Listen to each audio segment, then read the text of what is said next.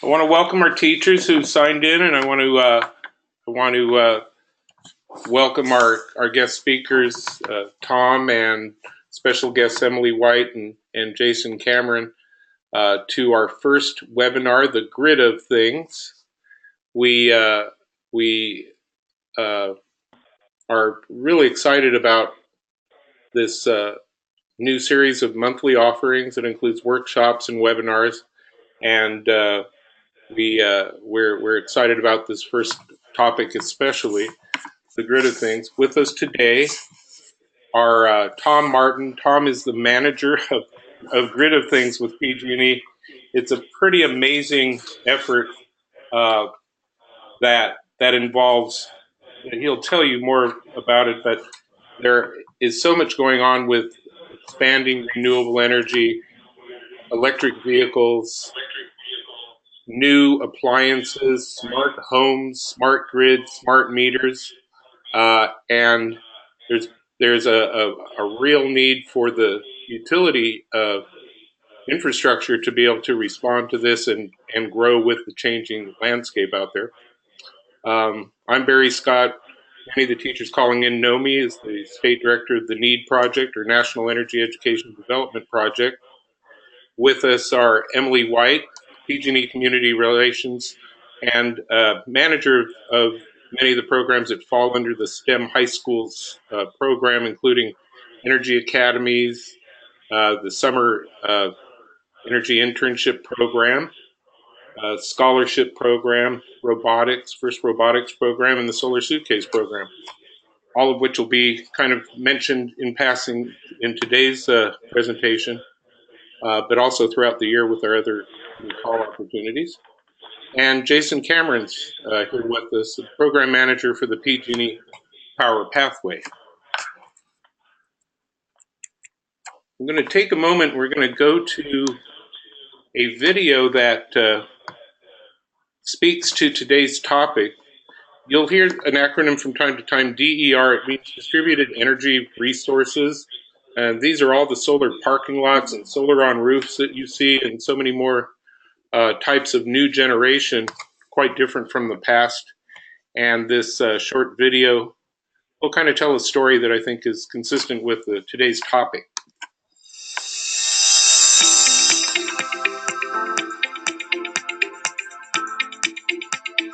The California grid is changing rapidly, with aggressive policy targets bringing on more renewables and more distributed energy resources. The challenge now becomes for utilities and third-party providers to ensure that the grid is operated safely and reliably.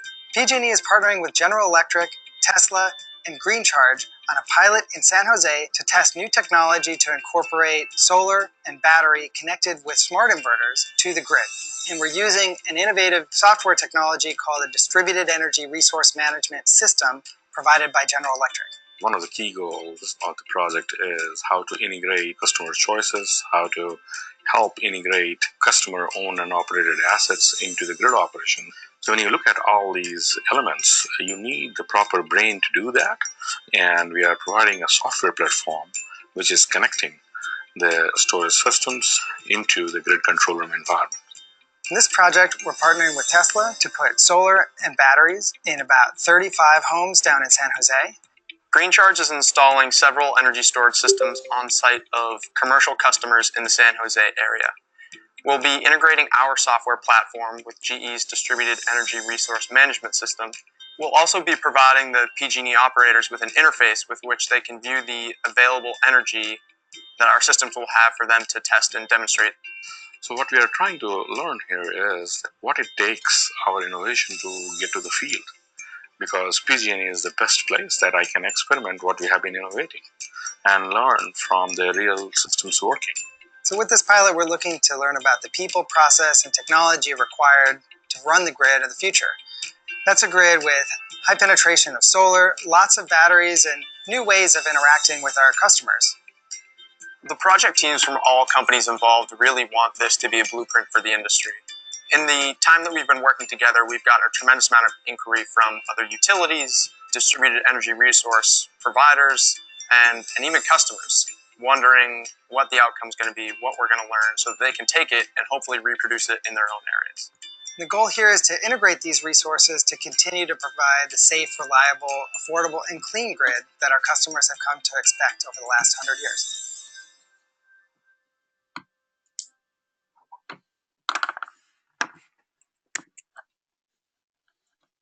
And there we go.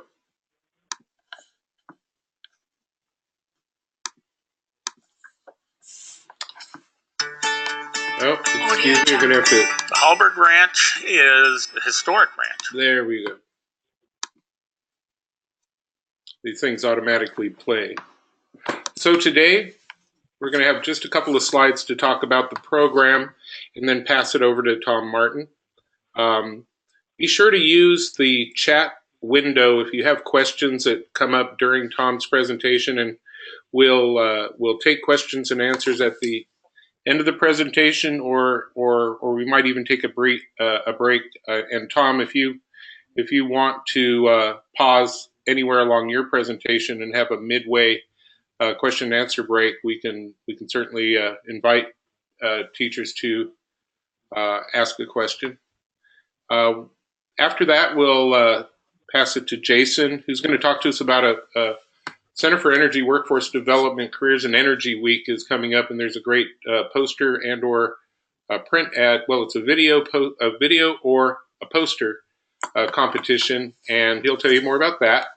We have some recommended additional STEM resources, a fabulous workshop coming up in Stockton, and we are giving away some door prizes at the very end of the presentation today.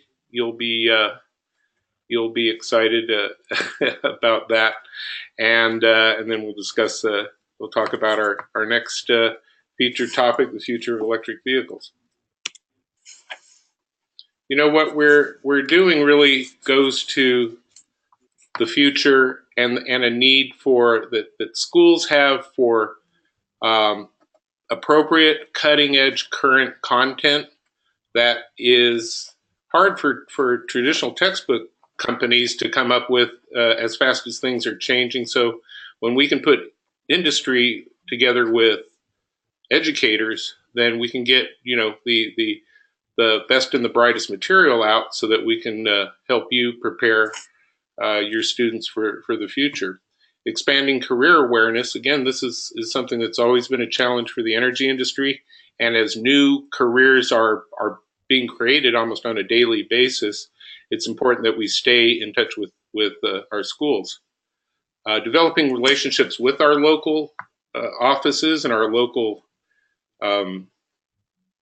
pg&e employees is important for schools. And just in the biggest way, completing a career pathway that really starts in early years for our students through high school into college and so forth into the workforce is what we want to help you all help us to do. So we're looking to recruit and retain STEM students for careers in our industry. There's a picture there of Riley Cavanero out of Arroyo Grande High School. She is a graduate from one of our 5 high school energy academies. So some of the offerings that are going to be a part of this series are STEM and energy curriculum. You'll see a few listings, and we'll be providing links for how to find that. We have workshops scheduled that'll provide attendees with training for use in hands-on kits that we'll provide. There's a FIRST Robotics grant program that's part of this series. More than one different way for you to work with students to explore STEM careers, including a Green 360 program and others. We can put you in touch with industry expert speakers. We'll be providing those on calls like we are today, but we can also work offline to help your schools set up potentially field trips and or visits to your site. We have the paid summer internship program that's really been successful now for 4 summers running, and then scholarships for college and university students in STEM fields. Over here on the left is Brian Richardson. He's a fabulous teacher in our Solar Suitcase program there with his Solar Suitcase during a training. He's a teacher at Madera South High School. And without further ado, I'm going to pass it over to Tom Martin. And Tom, I'm going to give you as much time really as I think you're going to have easily till 4 o'clock or 4:05 if you like. And okay. And I'll let you. I'm going to pass you the microphone. Sounds great. Thanks, Barry, and thanks for teeing it up. As Barry mentioned, we're very interested in how do we encourage more students to be interested in STEM, leading to STEM careers. It's a bit of I think a win-win opportunity that PG&E benefits as well from more students being engaged in STEM, more students being involved in STEM careers. So what we're hoping to do is today walk through a little bit of how the grid is changing, how PG&E is evolving, just to paint a picture of what that looks like. So that everyone on the call is aware of the changes that are happening and some of the ways that PG&E is looking to address those changes. Is everyone able to, Barry, are we able to see the screen okay? I've got you full screen, yeah. Cool. All right. So as I think most people in California are aware, PG&E, as the name implies, is both a gas and electric utility. The most important thing here to note is this 300,000 solar customers. That's a lot, and that represents a significant change over the past few years. That number has climbed from 40 to 100 to 200, and now all the way up to 300 in just a span of a couple of years. And that's a big change for the way that the electric grid works. The traditional electrical grid has this one-way power flow where we had large generation plants that pushed electrons over PG&E's transmission and distribution lines out to the customer home. It was easy for the utility to control the flow of electricity and easy to match the needs of consumption, the needs of customers to use that power with the generation of the electricity.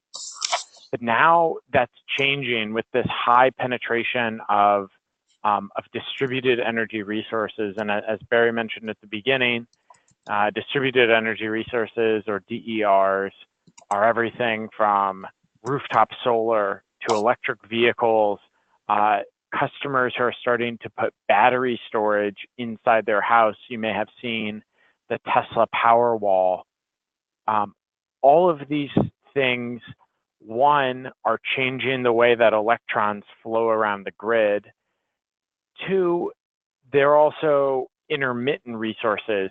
If you think of solar, you don't just turn on your solar panel.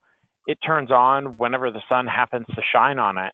Now, fortunately, in California, we get a lot of that sun, but on days where it's cloudy, or on the random day where you have a solar eclipse, that generation stops instantaneously.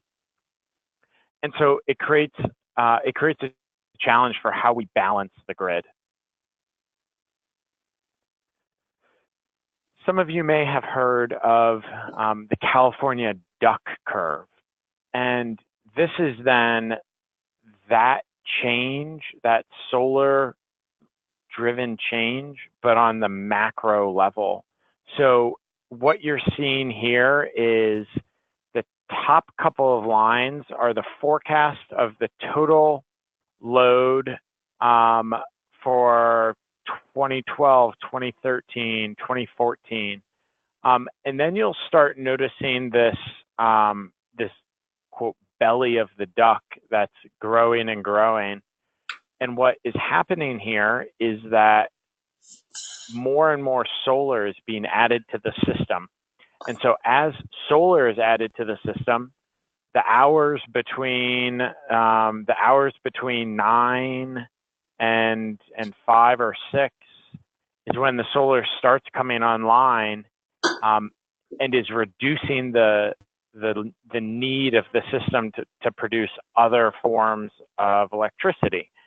So you have this growing belly of the duck, and then all of a sudden the solar is turning off as the sun sets, and at the exact same time load and customers are coming home, they're turning on their ovens, they're starting to cook dinner after work, and you have this huge increase in load at the exact same time that you're losing some of the power generation.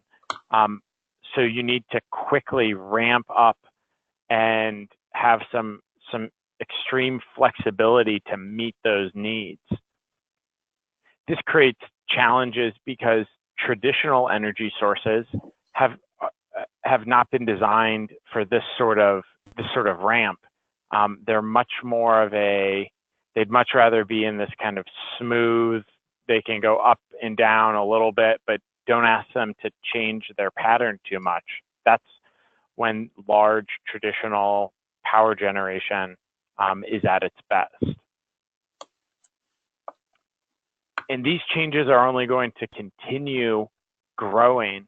I mentioned we have 300,000 solar customers. Just for perspective, that's 25% of the total installation across the entire United States.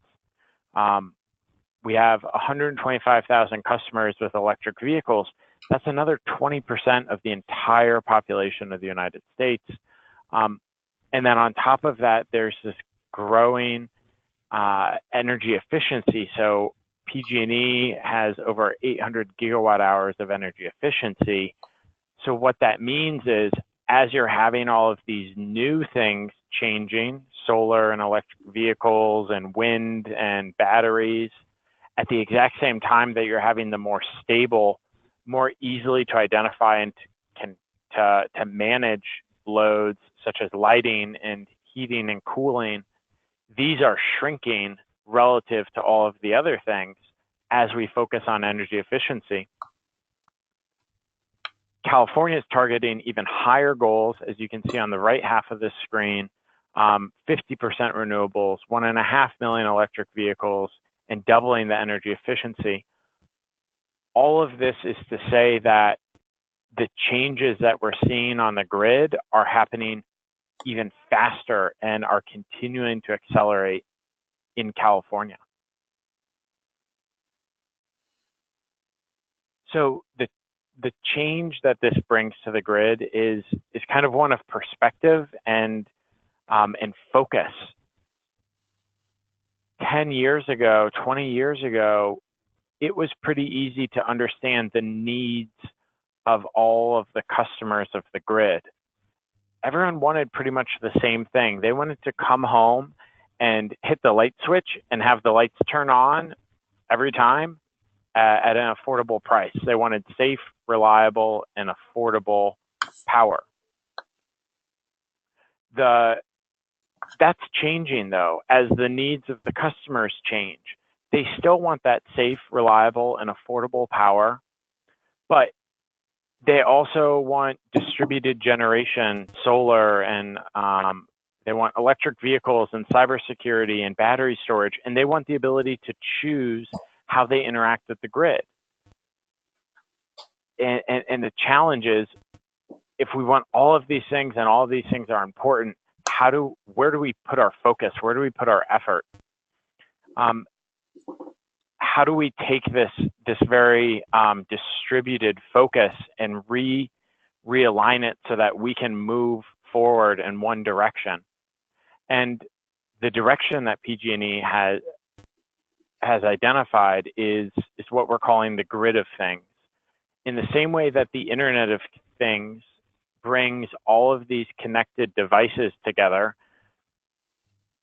and allows them to communicate with each other, the grid of things is doing the same thing. So the grid is bringing together and communicating with customer devices and renewable energy and building management systems and allowing customers to interact with the grid in the way that they think is most beneficial to them. So it's a platform. The grid is a platform that allows customers to move forward into this new energy future in a way that creates the value that they want to see. We're doing a really interesting pilot project on the grid of things. It's a pilot down in San Jose where we've partnered with Tesla, that was formerly known as the Solar City before the two merged, and a company called Green Charge. And we have a number of different new clean energy devices on this system. Tesla, we start with a utility-owned large utility battery system. That's the large pg&e owned asset.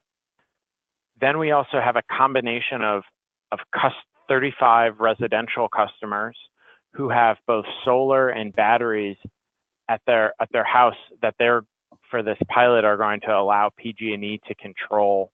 So Tesla has installed rooftop solar and then also some of the Tesla batteries in the garage. And then third, we have partnered with 3 large commercial and industrial customers. We have Overfelt High School.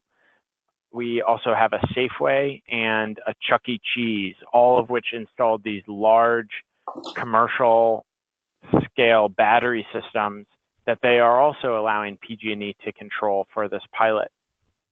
And the way that we're controlling these devices is through a GE system. So the goal here is really to create a system that acts as the orchestra conductor for all of these customer-owned devices.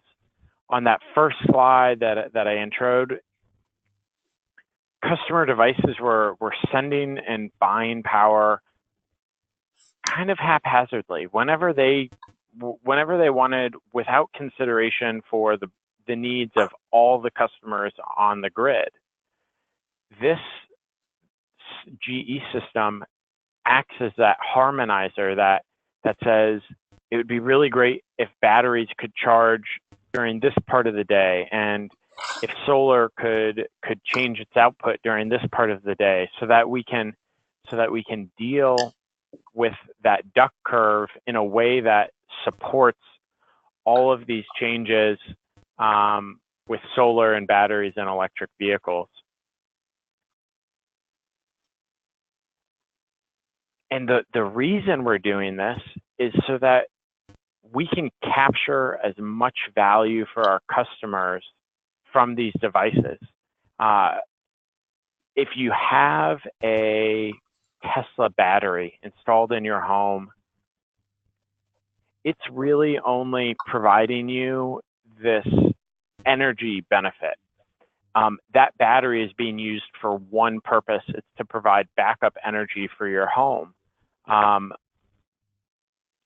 But it can be unlocked, and it has underutilized potential that it can be tapped into. It can provide capacity services and distribution services and operational support. All of these things are valuable to the customers and mean that the asset that has already been purchased, the device that the customer has already installed, can now be used more efficiently. The example that I give, and the reason we call it the gig economy of distributed energy resources, is if you think 5 years ago, before all of the ride sharing, there if you owned a car, that car sat in the garage whenever you weren't using it to drive to and from the store, whenever you weren't the one trying to use that asset. Now, fast forward 5 years and there's UberX and there's Lyft. That same asset that a customer owns can not only be used for the times where they want to get somewhere, but now there's this additional value stream that they can drive other people around. That depreciating asset can now be utilized at a much higher percentage with a much higher uptime, and therefore is a more valuable asset to the customer who owns it. That's the exact same thing that we're trying to do with batteries, with solar, with electric vehicle batteries. How do we make sure that those assets can be used to their full potential? A quick example of then what the output of this project looks like. On the top here in blue, you can kind of hidden some of the time behind the yellow line is the original forecast. It's not quite as extreme as that duck chart, but you can see it dips down during the middle of the day and then spikes up. And there's this portion of the day where it actually exceeds the limit on the system. The Grid of Things software runs an optimization and down below asks the different customer resources to participate with the grid in a coordinated fashion. And this is the output of that coordination. The yellow line is then the optimized end result of how the energy actually gets used. The blue was that forecast where we had this steep spike and overload situation. And the yellow, you can see it's much smoother. It doesn't have as many troughs and peaks. It doesn't exceed the threshold limit. And it does that by smoothing out using batteries and solar as a way to help manage the grid and help make the grid safer and more reliable, more affordable, and cleaner.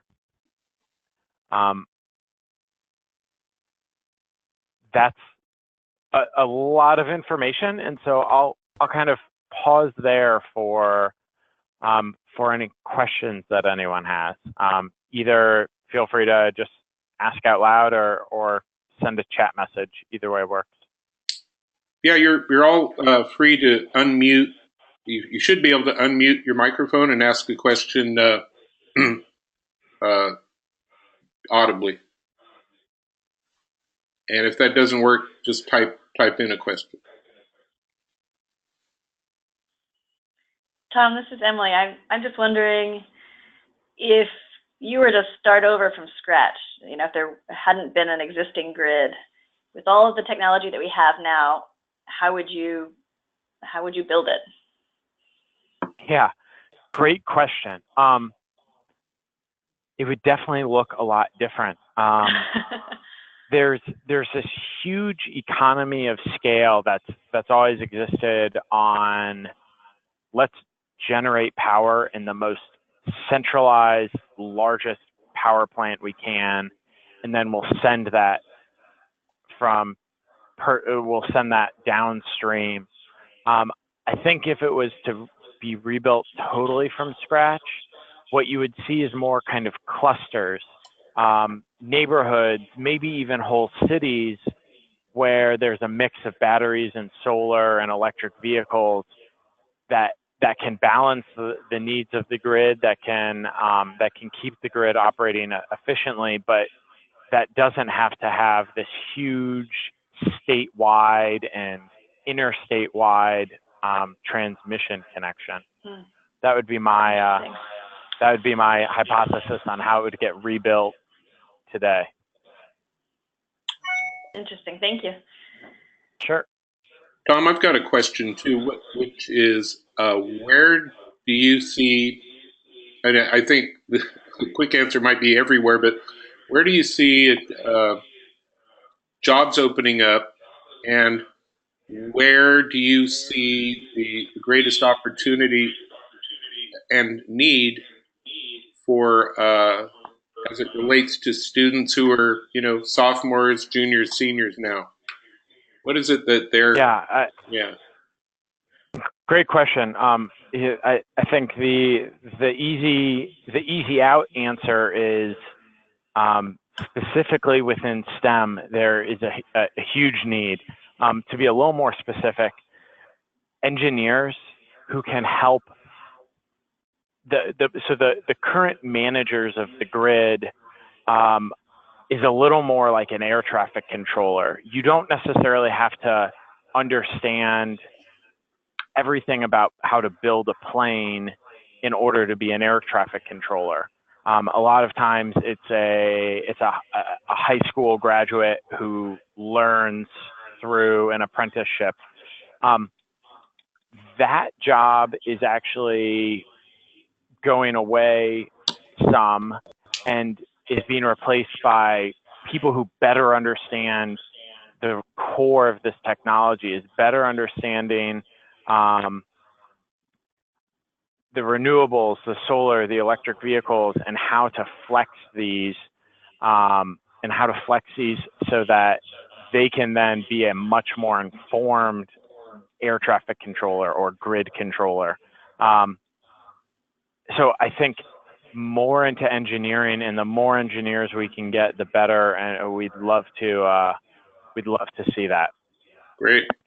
I've got it. I'm also I'm seeing a question online from Renee. So Renee asked, what are the plans to use public or private energy stores during emergencies, maybe resiliency during earthquakes? That's a really good question. So the more distributed your energy sources, meaning instead of having this one large power plant that then pushes energy out through transmission and distribution, the more distributed you can have it, the more resilient you're able to be, because whether it's an earthquake or a hurricane or some sort of natural disaster, you have fewer bottlenecks, you have fewer potential like single points of failure. Right now, if you lose a transmission line heading into a city, that city has lost a huge source of its energy. If you have an earthquake that takes out that transmission line today, that's a huge problem. If in the future you have this approach where everyone gets power from a little bit of solar and a little bit of electric vehicles and a little bit from batteries and other clean energy sources, maybe someone loses their power. Maybe the earthquake knocks off some people's solar panels or some of their batteries fail, but you don't have this like one failure that takes out the entire city. You just have small pieces here and there. Right. And so I think that also answers David's question that was similar, asking about an earthquake. It would be very similar in that you can now sectionalize and make those outages, instead of one giant outage of 100,000 people, now you have just the couple of people who really got hit the hardest. They're still going to be out of power. It's still an earthquake or a hurricane or some other natural disaster. But only the people who are immediately affected by that natural disaster are going to be the ones who lose power. That's terrific. Those are great questions, and it really is a part of, I know, part of what the industry is looking at: emergency response and resiliency, and kind of, it reminds me of a self-healing system, sort of. It's even automatically has a capacity to respond to unknown crises and keep things going. That's great. Do you have anything else, Tom? Or I see we're at 4:09. Nothing else for me. I appreciate the good questions on this, and thanks for giving the opportunity to share our Grid of Things story. Terrific questions. I'm really excited about the future with the industry and the jobs. And so what I'm going to do is I'm going to take it. I'm going to take back and finish up our slideshow so that we kind of end on time. Let's see if this works. Show my screen. Yeah, that was terrific. We took care of our questions. Jason, are you on the call? It's your slide, kiddo. I'm here. Can you hear me? Yep, we hear you. Awesome. All right. So just want to put a quick plug in for the Careers in Energy Week contest. This is, as you can see at the bottom of the screen, a contest that's supported by all of the large utilities in the state and some of our municipal colleagues as well. And the goal is to expose students to careers in energy, and it's open to all high school and college students in the state of California. They have to be at one of our schools, so one of the high schools, a CSU, UC, community college. They cannot be going to an out-of-state school. We've received that question in the past. And let's see, the contest goes until October 31st, and all entries must be submitted online at our website, at www.getintoenergyca.com. And the contest is buried in there, but if you find that Careers in Energy or Careers tab inside the website, there should be a way to electronically submit either a print advertisement or a 1 to 2 minute video describing careers in the utility and energy industry. Great. I will be sending everyone on the call a link, the same flyer, and a link to the contest so that you can jump right on it. Thank you, Jason. Thank you. Yep. Also, in the email that I send to you, I want to let you know that the NEED project has several. This is just a sampling of 8 titles. Our materials are available for K through high school, but I'm listing a few high school titles. These are we have the NEED project has kits, hands-on kits for sale, as well as print curriculum that's available for free download. And it's really the best stuff. I don't know, for those of you who don't know me, I was a teacher for 8 years, and I use this material extensively, and it's kind of why I went to work for the NEED project. It's high quality. We're correlated to next generation science standards, and we have a document to help you find your way through that. And you can see the covers here. These are samples of curriculum. I will send you links for free download, and you can use what you want. And I hope that you'll visit the website and look for more. You can search by keyword if you're really interested in transportation or hydrogen or climate change. There's just a great many titles available. And again, they're all correlated to next generation science standards. And we are so excited. We're having a workshop November 7th in Stockton at the Energy Training Center, which is a fabulous new facility. It's barely a year old, maybe it's 2 years old now. And in addition to time spent training with solar hands-on kits, wind energy kits, and an energy auditing kit with working with the tools, you'll get to tour the Energy Training Center. We'll have some speakers on the topic of career exploration and tools that you can use with your kids to help them do some career exploration. Lunch and breakfast are provided, and you'll get one of the kits that you'll get your choice of the 3 different kits that we're going to be using. It's open to any schools in the PG&E service area, and we'll be taking applications, and we'll be kind of making selections, we want to make sure that we don't get all, for example, all teachers from Sacramento. We hope we get a good representation that across the entire service area. So look for a link to that registration in the follow-up email that you get tomorrow morning. These are some just a quick pics of the tools and the kits. And look at my misspelled word, DITS, classroom DITS. I'm so sorry. Energy audit tools to the left. You'll see a light meter, thermometers, and so forth, and a kilowatt meter there. In the middle are the wind turbines that are in the wind kits, and to the right are photovoltaics kits that are in the solar kits that are available. And with that, we have a drawing. We have a door prize. A kilowatt meter is going to be provided to, and I've got to make sure that they're still on the call. Yes, Renee LaFrenz is the winner of a kilowatt meter. Woo-hoo! Woo! I hope you're there. Feel free to turn your there you go. I got a nice woo. Good, by chat. That's great. If you don't know what a kilowatt meter is, it's an integral tool to measure consumption of anything that plugs into the wall.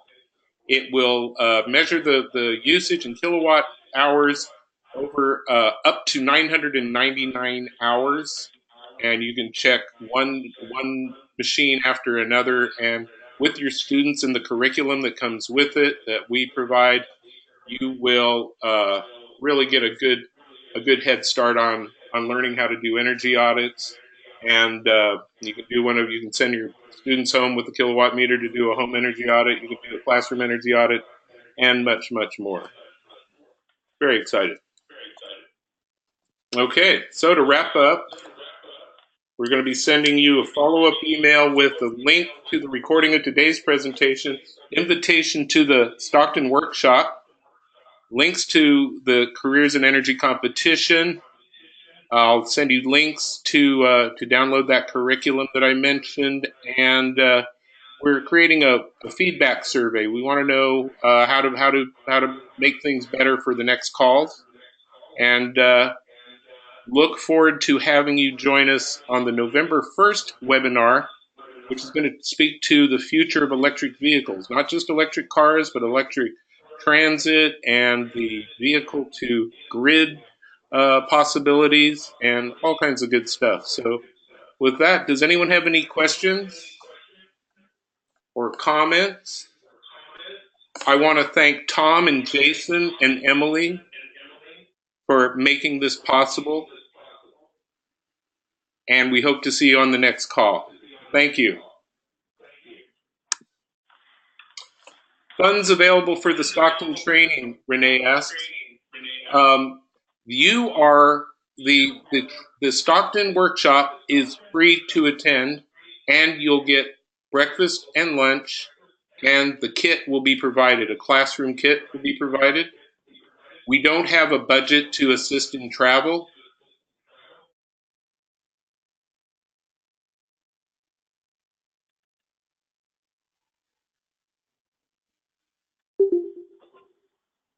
Great. Okay, and if you're still on the call, Mike asked about the robotics, first robotics program. That'll be a topic that comes up, but you're all free to email me any questions that you might have on any of the programs or opportunities that you mentioned. There is a first robotics support program, and some of our offerings are kind of under development and not quite ready for prime time, but we will work with all of you for any questions that you have.